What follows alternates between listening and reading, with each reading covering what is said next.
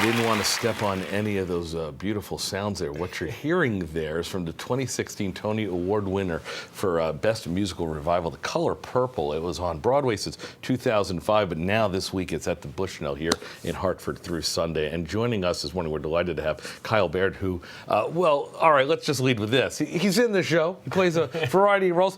But the man's from Hartford, and so he's home. We're delighted. What part of Connecticut? I'm from Ledger, Connecticut originally. But you got family here in the capital. Yeah, definitely. My grandfather's like 4 minutes from here, and hopefully watching. By the end of this interview, he may be knocking on our door here. Maybe he's going to drive me home.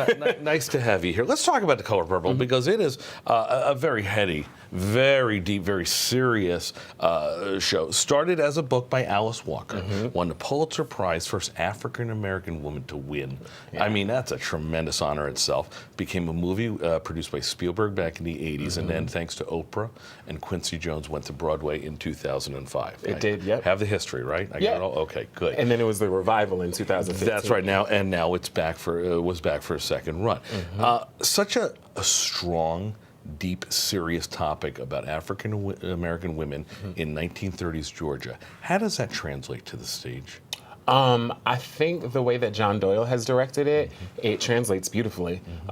Everything about the show is specifically about Celie's journey. But by the time you leave the theater, you realize that we are all Celie. Yeah, and what a journey it is. Yeah. Take us through a couple of the moments, because if you know the story, it's you watch her journey and you go, oh my, there's got to be, there's a happy ending here, right? Somewhere, and there is. It's a heck of a payoff. But it's a long way to get there. It is, but I mean, if excellence was easy, everybody would be excellent, right? Well put. Yeah, so Celie is she's our lead character, and you watch her from a very young age, and as she grows, you see her go through a lot of very sad moments in her life.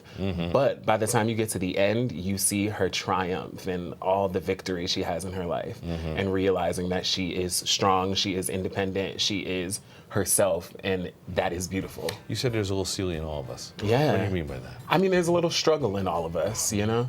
And I know myself as a black man, you know, as a traveling artist, we all put up with like a lot of hardships.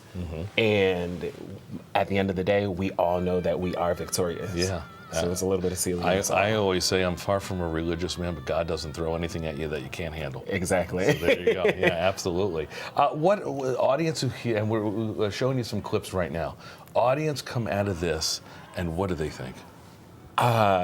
Once they finish drying their eyes, I think they know that the world is going to be all right. It's going to be all right. Inspirational. Yeah, yeah, definitely. Yeah, I heard the opening last night was fantastic. Still plenty of tickets left if you want to check out this show. All right, I'm going to give you the last one, the last word here, because again, hometown man makes good here. Yeah. All right, how many people, how many of your family and your friends were in the seats last night, and are there any seats left for the rest of us? So my mom did buy a lot of tickets. But, and rightfully so, Mom. Good job. I think there were 15 of my friends and family there last night. And a few more shows, so a few more tickets. A few more, every ticket, every show. Excellent. How long have you been on tour with them? We started in September. Good. Continued success. August, yeah. Oh, we're going to see more of him.